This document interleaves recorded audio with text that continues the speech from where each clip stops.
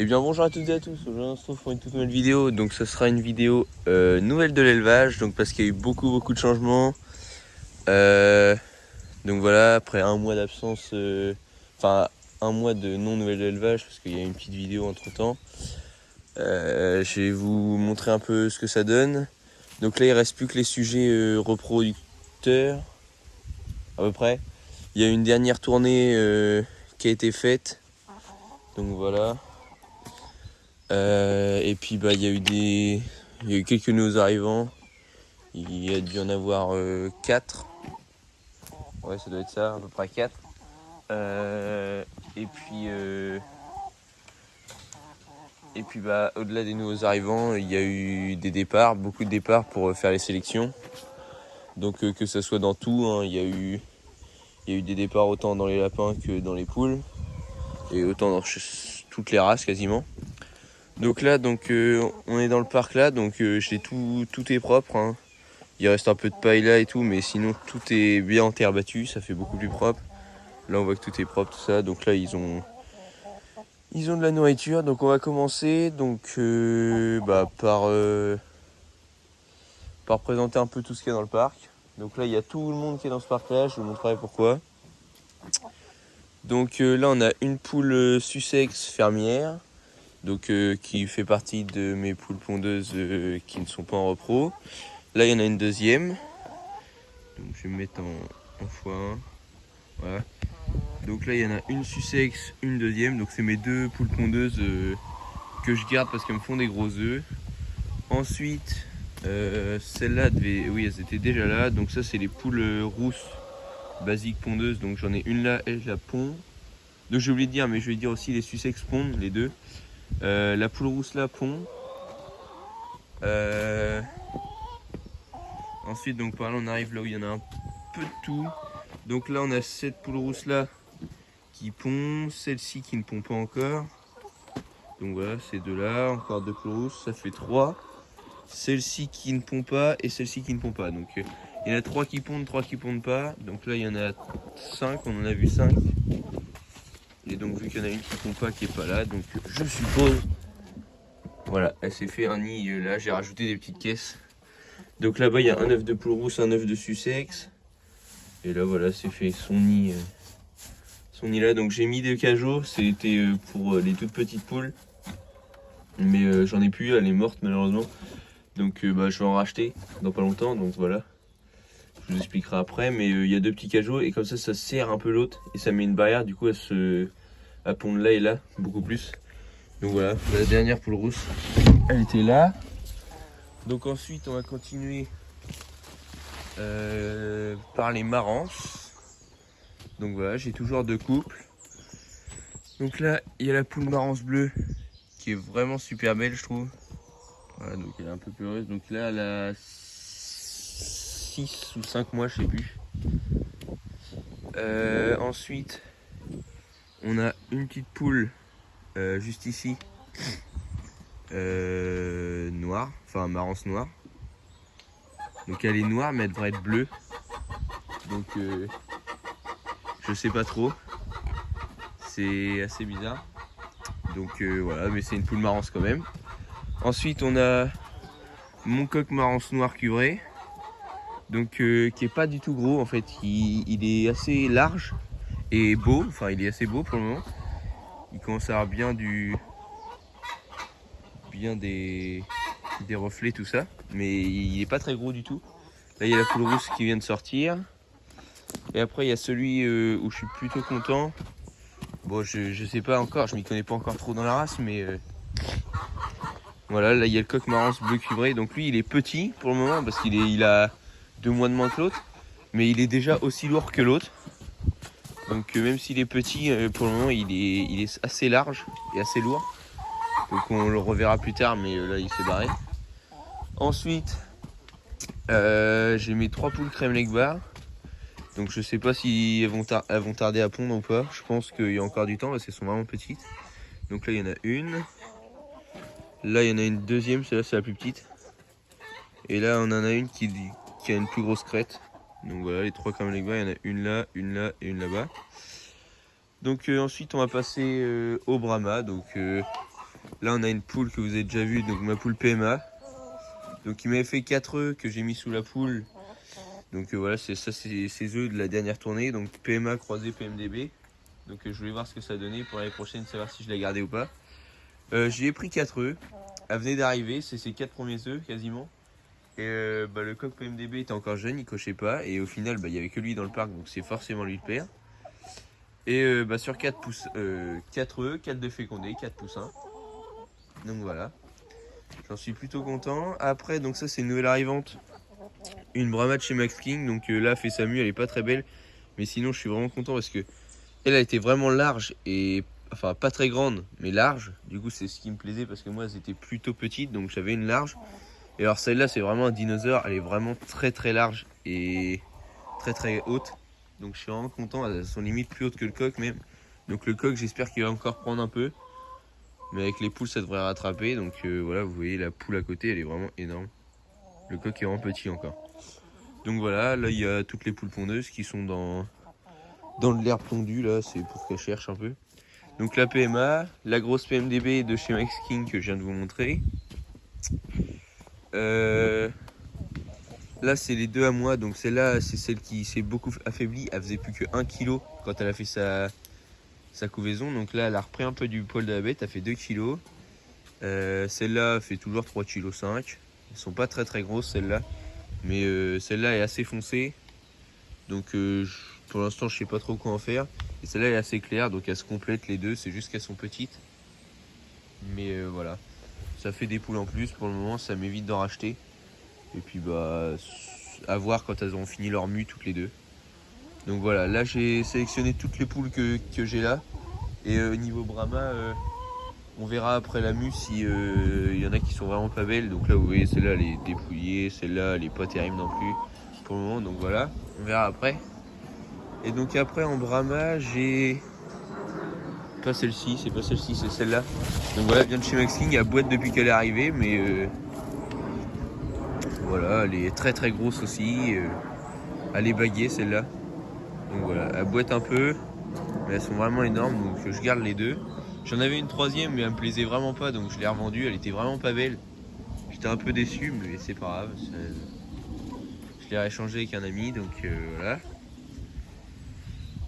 Donc dans le parc là c'est à peu près tout je crois, il y en a juste un qui manque, c'est le dernier petit machin qui est à vendre parce que du coup je devais faire cette race mais j'avais acheté une poule chez Max King et une autre poule et j'ai une maladie, enfin j'ai eu le coryza et ils sont morts. Donc je sais pas du tout où il est. Peut-être là-dessous. Voilà il est là. Donc c'est mon coq dot doré liseré noir nain. Donc là il est à taille adulte quasiment. Donc voilà, il se balade, il va très bien, mais il est tout seul, donc j'ai pas retrouvé de poule. Au final, ça me fait du coup pas refaire de parc, même si clairement j'aurais pu en refaire un, mais là pour le moment, on va rester comme ça. Je vais peut-être le garder parce que pour le moment il se vend pas, mais toutes les races naines, les coqs c'est assez dur à vendre, même dans toutes les races, donc excusez-moi, je vais peut-être pas les garder. Donc voilà, j'ai perdu ma poule nègre soie, donc je compte en racheter une parce que j'aimais bien ces petites poules pour trouver. Donc je vais en racheter une ou deux qui iront dans le parc des Brahmas, donc voilà. En Brahma ça fait 5 poules, les deux de chez Max King, mes 2 PMD et ma PMA et mon coq, ça fait 6 avec le coq. Donc ils iront dans le parc d'à côté. Et dans ce parc là du coup il y aura le coq marrance bleu cuivré, le coq marrance noir cuivré, les 2 poules marrance, les 3 crèmes Legbar, les 6 poules rousses et les 2 Sussex. Voilà, donc c'est pour ça que refermer le parc, ça aurait fait un peu serré. Donc là, il va y avoir les Brahmas en moins dans ce parc-là. Donc voilà, déjà ça fera les plus grosses en moins. Et puis comme ça, les coqs vont s'affirmer, mais je les remettrai dans le parc qu'au mois de janvier, je pense. Donc là, ils vont passer tout l'hiver tous ensemble. Au moins, ils seront plus au chaud, tout ça. Donc voilà. On va passer au lapin. Donc non, il y a une petite poule là. Si, c'est ma 7e poule rousse. Donc voilà, j'ai oublié de dire, mais il y a une 7e encore poule rousse. Elle avait le coryza, donc elle a été enfermée. Et puis bah elle avait une bosse sur le côté de la tête. Donc j'attends vraiment que sa tête elle redevienne rouge et tout. Prête à pondre, je vais lui mettre un petit bac à ponte dans le fond. Mais bon, elle a tout ça, donc bah, elle est pas malheureuse. Et puis même quand je lui ouvre, comme ça, et ben elle ne veut pas sortir. Les autres se précipitent dehors, mais elle veut pas sortir. Et quand elle sort dehors, elle retourne dans le clapier. Donc voilà, je pense que ça la dérange pas trop d'être enfermée. Après, c'est sûr que c'est pas une vie pour une poule, mais bon, elle a quand même de la place. Donc voilà, elle mange mieux que les autres même, parce elle a tout le temps des restes d'aliments. Bon, les autres aussi, mais elle en a que pour elle. Et puis je lui donne des graines de tournesol. Elle a que du mélange vitamines pondeuses, tout ça, pour que ça aille bien, alors que les autres ils ont du blé, tout ça. Donc voilà. Elle a tous les aliments que je donne aux autres, et puis même quand les autres en ont pas, elle en a. Donc c'est pour essayer de la retaper au mieux possible, même si c'est qu'une poule rousse, j'ai voulu quand même la sauver, parce que sinon j'aurais pu la laisser dépérir. Donc voilà. Là il y a toujours le petit machin. Pour le moment il n'y a rien dedans. Il y avait, ça m'a servi pour mettre les poules et tout avant de partir à la vente. Donc sinon bah, tout en bas il n'y a rien. Tout en bas là il n'y a rien. C'était pareil aussi dans les poules. Il y a la Brahma. Il y a toutes les petites Brahmas qui sont parties. J'essaie de me souvenir parce que ça fait assez longtemps. Donc toutes les petites Brahmas, le coq Bresse, le coq Sussex ont été vendus.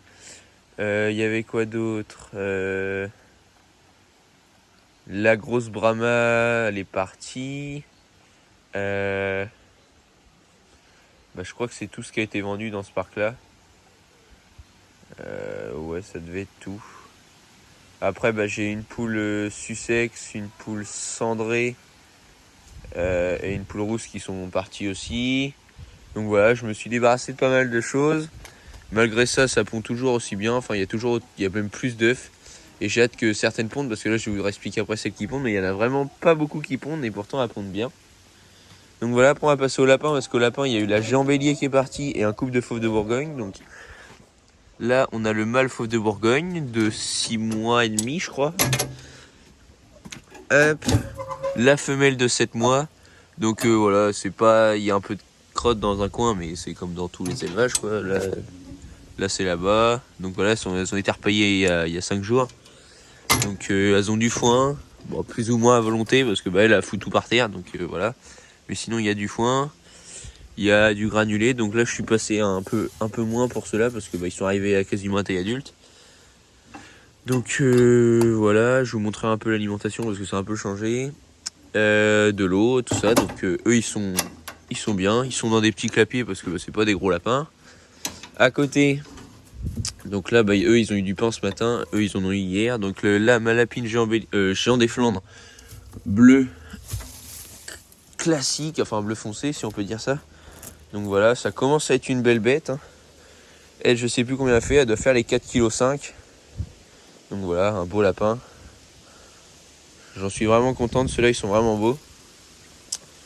Donc eux, ils reproduiront en début d'année. Et les faux de Bourgogne, j'aimerais bien qu'ils fassent une portée avant la fin d'année. Malheureusement, pour le moment, je les ai mis plusieurs fois ensemble, ça veut pas. Ensuite, ma lapine bleue claire, donc voilà, tout va bien. Elle, c'est la plus lourde des 3 géants des Flandres. Elle fait déjà 5,5, donc elle est vraiment grosse. On dirait pas, on dirait qu'elle fait la même taille que l'autre. Ou non, elle a un peu plus de bide. Mais elle fait 5,5, donc voilà, j'en suis vraiment content, elle est vraiment belle. Donc je mesurerai les oreilles bientôt. Mais voilà, elles ont des grands clapiers, hein. Il y a de la place. Donc voilà. Elles peuvent se tourner, il n'y a pas de souci. Pareil, là, il y a juste plus d'eau parce qu'elle a tout bu, mais sinon, elles ont foin granulé à volonté. Et en bas, le plus heureux des 3, c'est le mâle. S'il a double clapier, donc lui, il a quasiment... Bah, les trucs, elles font 65 de profondeur. Donc elles sont vraiment longues, hein, vraiment, vraiment. Sur, bah, du coup, ça fait... Comme ça, ça doit faire pas loin de 90. Non, je dis des conneries, ça va faire pas loin de 80. Donc il a 60 par 1m80 par sur 60, donc il est bien. Hein. Et là il est tout au fond. D'habitude il est pas peureux. C'est d'où l'attraper. Et lui, du coup, elle a fait 4 kilos. Elle a fait 5,5 je crois, ou 5,3. Et lui, il fait 5. Hop. Ils sont pas méchants, aucun des trois. Ils se laissent tous attraper comparé au feu de Bourgogne. Voilà, lui aussi, il est vachement gros. Il a des super grandes oreilles. Voilà, il est vraiment beau. Donc voilà pour lui. Lui c'est pareil, il a été changé il y a au moins 2 semaines. Mais vu que son clapier il est énorme, bah, ça sert à rien d'en remettre. Donc là on va regarder l'alimentation. Donc ça a un peu changé. Les lapins on a changé de granulé mais ça va pas se voir. Mais voilà. Du coup niveau lapin, ça fait ça doit faire 300 grammes. La petite coupelle comme ça là.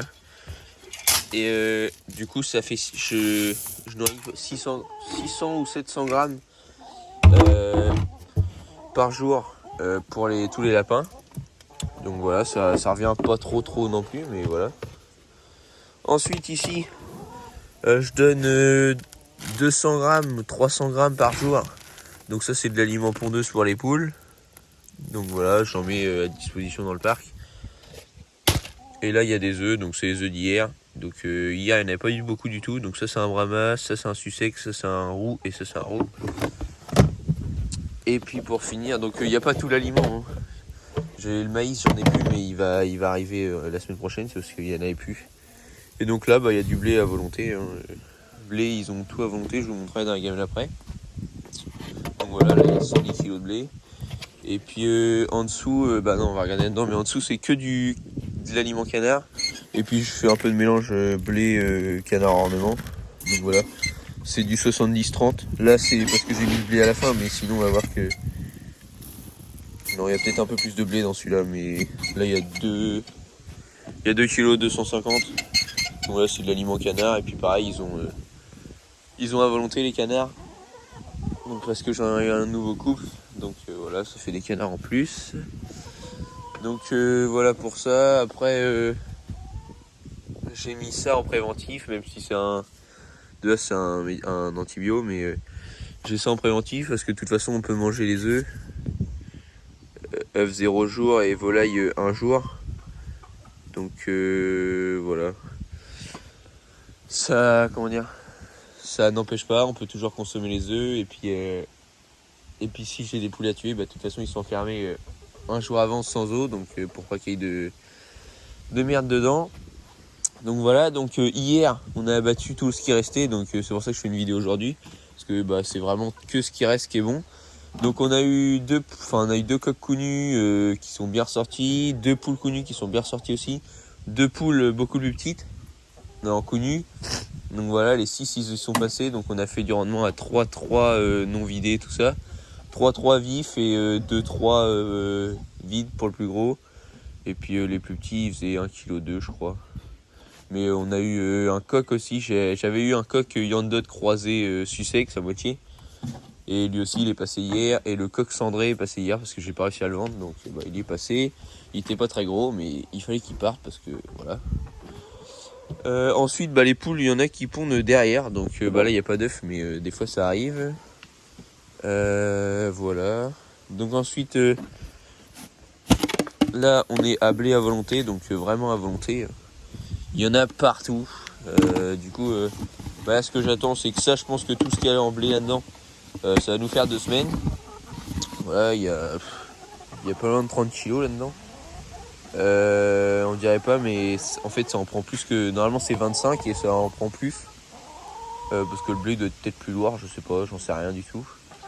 Et puis du coup voilà, et puis arrivé au bout du truc, même quand il sera vide, j'attendrai pour qu'ils me bouffent tout ce qui est autour parce qu'ils en foutent partout.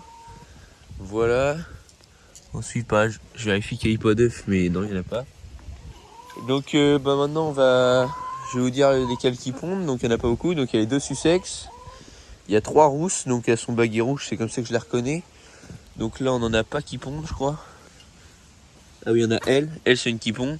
Les 3 là c'est pas qui pond, la pond. Et il y en a une autre qui doit être dans le nichoir. Ouais c'est ça. Et après donc 2 Sussex, les 3 rousses et ma Brahma PMA qui pond un œuf tous les 2 jours. Donc voilà. Ensuite, du coup, il n'y a que le coquillon de notre nain qui devrait être vendu, logiquement. Donc ensuite, je vais vous emmener dans l'autre parc pour que vous voyez pourquoi il n'y a plus de poules dedans. Et pourquoi il n'y en aura plus pendant un moment. Donc d'une, il y avait des poules rouges dans le poulailler pendant un moment. C'est ce qui m'a décidé à faire ça de base. Donc voilà. Commence à avoir un sacré gazon. Donc il y a du blé, il y en a beaucoup à des endroits où c'est vraiment haut. Genre là, il y a du blé. Là, il n'y en a pas trop. Mais du coup, il y a du blé qui a poussé. Et tout là c'est de l'herbe. Donc l'herbe, faut que j'attende qu'elle pousse. Parce que là, il n'y avait que de l'herbe et on voit que ça met plus de temps à pousser. Là aussi, il n'y a que de l'herbe sauf les hautes tiges. Les hautes tiges, là, c'est du blé. Et là, il y a beaucoup de blé, mais on voit que l'herbe, elle pousse quand même. Donc ce que je vais faire, c'est que là, vraiment, il y a beaucoup de blé. Mais je suis content parce que le blé, au moins, il va pousser. Et puis, s'il pourrit cet hiver, il va faire de l'engrais à l'herbe. Donc voilà, il y a un arbuste qui a poussé là, je sais pas trop c'est quoi. Puis il y en a plein là. Mais voilà, là c'est que de l'herbe, pareil. Tout là c'est de l'herbe. Hop. C'est parce que là où il y a du blé, c'est là où il y a déjà eu les gamelles de grains. Et puis les poules ils ont dû gratter. Donc voilà, tout là j'ai semé de l'herbe. Ça a mis du temps, mais là je suis assez content. Ça fait pas mal d'herbe partout. Donc là ça sera le parc des Brahmas. Donc il y a 5 poules, un coq. Donc c'est pas beaucoup parce que les Brahmas c'est pas non plus des super grandes gratteuses d'herbe, tout ça. Mais je vais attendre que ça pousse énormément jusqu'à temps que ça pousse et même que ça retombe tellement il y en aura haut. Donc je pense que là j'ai semé fin août, on est fin septembre, donc ça va faire un mois là que ça pousse. Et donc je pense il y aura des poules qui retourneront là-dedans peut-être en décembre pour préparer les parcs. Donc je vais nettoyer le dessous du poulailler, je vais nettoyer l'intérieur du poulailler à fond. Donc là il est vidé, mais je vais nettoyer l'entièreté, j'ai du mal. Et donc voilà. Et donc la grande nouveauté c'est ça. Donc voilà, c'est le parc à ornement qui s'est agrandi de 3 fois. Parce qu'avant il faisait ça. Donc là il est en 3 fois plus grand. Il y a de l'herbe qui est censée pousser, mais elle n'a pas poussé comme là parce que les canards l'ont bouffé. Parce que pendant 2 jours ils n'ont pas eu de grain, donc ils ont tout bouffé l'herbe. Donc là je sais pas si on va voir, mais ça repousse doucement. Donc voilà, c'est là où il y a eu des nouveaux arrivants. Donc il y a toujours la femelle sarcelle hiver, le mâle mandarin blond, la femelle. Elle saigne un peu. C'est tout à l'heure quand j'ai rempli le bassin de flotte. Elle s'est crochée dans le grillage. Donc j'ai regardé, il n'y a rien de méchant. C'est juste une plume qui s'est arrachée qui a du sang. Donc elle va aller dans l'eau puis ça va se nettoyer, hein, pas de souci. Là, un nouvel arrivant. Un mâle mandarin classique. Donc voilà, j'ai acheté un mâle mandarin classique. Et là, c'est censé être une femelle mandarin blanche. Après, est-ce que c'est vraiment une femelle? Je ne sais pas. Si c'est un mâle, je rachèterai une femelle classique pour cette année. Et puis j'essaierai de trouver une blanche pour l'année prochaine. Quand le parc sera agrandi, parce que là, pour le moment, c'est un parc provisoire. Il va encore être agrandi, mais là, c'est juste pour qu'il passe l'hiver comme ça. À la saison de repro, on va essayer de l'agrandir encore. Au moins, merde, j'ai zoomé. Au moins rajouter ça là. Donc voilà, c'est pour ça. On va rajouter ça et puis l'objectif de plus tard, c'est si j'agrandis là-bas, peut-être pas mettre les canards. C'est vrai que s'il y a la mare, peut-être pas mettre des canards là. Et au moins, ou si je les mets là-bas, au moins qu'ils aient une surface tout comme ça. Donc peut-être que le parc des ornements, vu qu'il est déjà fait ici en petit maillet, enfin en petite maille et tout, peut-être que le parc aux ornements, ça sera là. Creuser un gros trou là pour mettre un gros bassin en bâche ou je sais pas trop en quoi. Mais voilà. Peut-être ici le parc à canards, on verra bien. Donc pour l'instant il y a ces 6 là, peut-être une femelle classique en plus, on verra bien. Mais voilà, puis le parc il est un peu crado là parce que il a plu tout ça, mais sinon là ça y est que des cailloux. Là j'ai nettoyé ce matin, mais il faut attendre qu'il repleuve pour que la merde elle s'en aille parce qu'il y a de la merde là. Là il y a un petit abri pour le grain.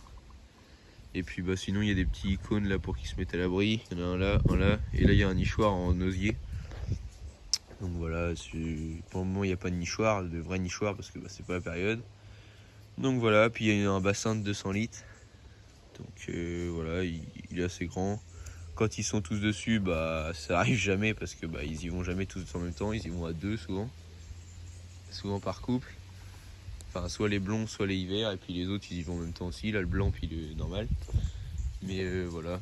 Sinon, du coup, ça fait que j'ai que des canards bagués maintenant. Parce que j'avais récupéré un mâle classique, mais je l'ai échangé. Donc voilà, ça fait que des canards bagués. Normalement 3 couples.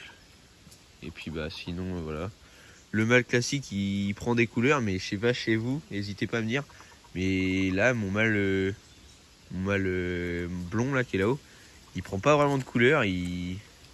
Soit il est super long, mais il a beaucoup de mal à muer. Le sarcelle hiver il a pas mué. Je sais pas c'est quand en fait. Donc n'hésitez pas à me dire si c'est normal. Pourtant ils sont au granulé entretien avec un peu de blé. Il y a de l'eau, de base il y a de l'herbe, mais ils sont tout bouffés. Là-bas j'allais se planter une petite plante, elle est en train de pousser. Et là toutes les trucs qui font dégueulasse, là les petites feuilles, c'est des iris que j'ai bien enterrés. Mais du coup il restait des feuilles, donc j'avais laissé les feuilles, ça a fait propre pendant une semaine, puis après tout a fané, puis les canards les ont arrachés. Donc ça repoussera l'année prochaine. Et puis là je vais replanter une plante, j'en ai planté une trop petite, et là je vais en remettre une. Donc voilà, ça c'est pas pressant. Et du coup les canards...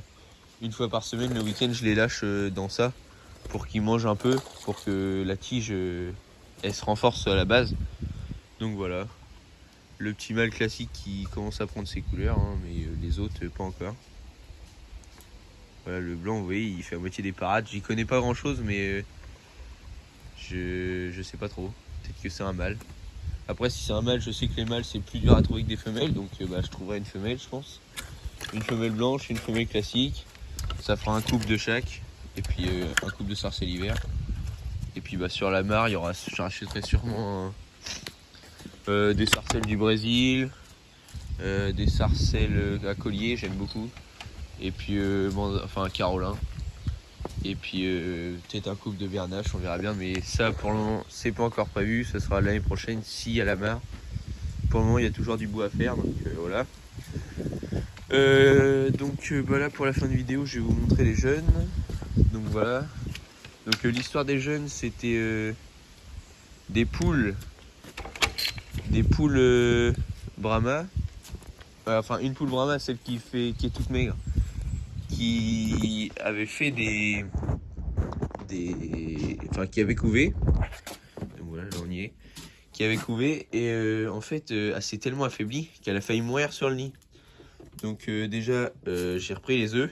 Ils ont été pendant 24 heures en dehors avec une poule morte dessus, quoi. Donc ils ont une histoire assez particulière. Ensuite, c'est des croisements. Donc ils étaient tous fécondés. Sur 7 œufs de dindon, ils étaient tous fécondés. Et sur les 4 œufs de Brahma, ils étaient tous fécondés. Donc tout le monde est né. Donc ils ont été en couveuse, ils ont fini. Tout le monde est né les uns après les autres, hein. Ils sont tous nés en décalé. Et ils sont tous nés en décalé du coup. Et après, la mère s'est retapée, donc j'ai sauvé la mère parce qu'elle était vraiment sur le point de mourir. Hein. Et les petits, ils vont tous bien, ils sont là-dedans. Donc vous allez me dire ouais, tu mets du machin tout ça. Donc là c'est le deuxième jour où ils sont dessus, donc c'est pour ça qu'ils ont encore un peu de mal à marcher dessus. Mais sinon en fait je peux pas trop mettre de paille parce que la lampe chauffante là elle chauffe vraiment beaucoup. Donc voilà, ils ont de la paille là, ils ont un petit truc en paille ici pour se coucher. La nuit ils vont tous se coucher là-bas. Puis sinon là ils ont tout le bord, vous voyez, après ça fait dégueulasse comme ça et ils marchent dedans. C'est pour ça que je veux pas trop mettre de paille dessous au cas où ça brûle. Et donc sinon dans ça on a un Brahma là. Donc ça je pense c'est un coq. Donc voilà, il a déjà même la crête à moitié rouge, alors qu'il est tout jeune.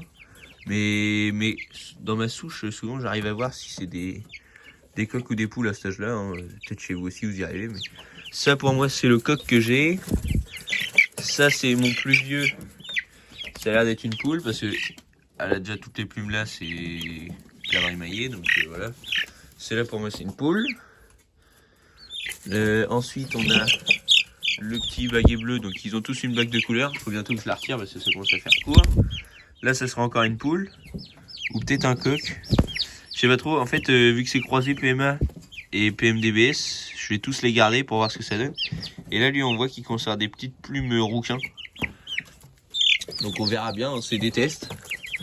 Je vais tous les garder pour moi et puis on verra ce que ça donne. Si c'est vraiment moche, ils partiront à la vente. Et puis s'ils sont pas trop mal et que ça m'intéresse, je garderai peut-être. Ensuite, donc, je vais pas trop les sortir eux parce qu'ils chient partout. Donc là, on a un dindon royal. Donc voilà, ça je sais pas du tout ce que c'est, comme si c'est mâle ou femelle. Là, on en a un autre. Et là, on a les deux derniers royaux. Après, on a un petit bronzé d'Amérique. Voilà. Et alors là, je vais sortir avec lui parce que c'est vrai que vous me dites, j'ai pensé à une chose, un bronzé d'Amérique bleu. Je sais pas si ça existe. Mais voilà. Attendez, je vais me mettre au soleil. Il est pas du tout noir. Il est vraiment bleu comme les poussins. Je sais pas si on va le voir. Il est bleu. Et c'est un bronzé d'Amérique. Ouais, il est vraiment bleu, pas noir du tout, comparé à son frère. Enfin, à son frère ou à sa soeur, j'en sais rien ce que c'est. Et voilà, c'est un bronzé d'Amérique et il paraît bleu. Donc dites-moi ce que ça peut être, si c'est vraiment ça ou je sais pas trop. Les parents ils sont bronzés d'Amérique purs. Et puis bah là j'ai deux bronzés d'Amérique, un noir, un bleu, 4 royaux et puis 4 Brahma PMD croisés PMA. Donc voilà, les dindonneaux ils sont à vendre. Voilà les 6. Et les Brahma, je vais me les garder. Donc on verra bien ce que j'en fais plus tard. Mais pour le moment, je garde les Brahma. Hop, je nettoie la flotte. Et puis je remets de l'eau propre. Et puis niveau grain, ils sont avec ça. Donc ils ont un peu de blé pour les initier au blé un peu. Et puis sinon ils sont toujours au granulé premier âge, donc voilà. Sinon ils commencent à être un peu tassés. Enfin pas trop mais un peu. Donc ce que je vais faire c'est que je vais remettre en place la grande éleveuse, la retaper correctement parce que il y a des petits défauts encore. Enfin il y a une planche qui est tombée tout ça, donc la remettre en état, la nettoyer au propre, au Karcher, et puis pour pouvoir les faire passer dedans. Donc voilà, ils iront là juste après. Ils vont rester encore 1 ou 2 semaines là. Et puis après les dindonneaux, je sais que c'est plus fragile, donc s'ils sont pas encore vendus, ils iront dedans. Et puis sinon ils partiront et les poussins ils iront peut-être directement dehors s'il fait pas trop froid. Ou alors ils resteront tous les 4 là-dedans pour le moment. Donc voilà. Écoutez, j'espère que la vidéo vous aura plu. N'hésitez pas à commenter, à liker et à vous abonner. Moi je vous dis à très vite. Bye.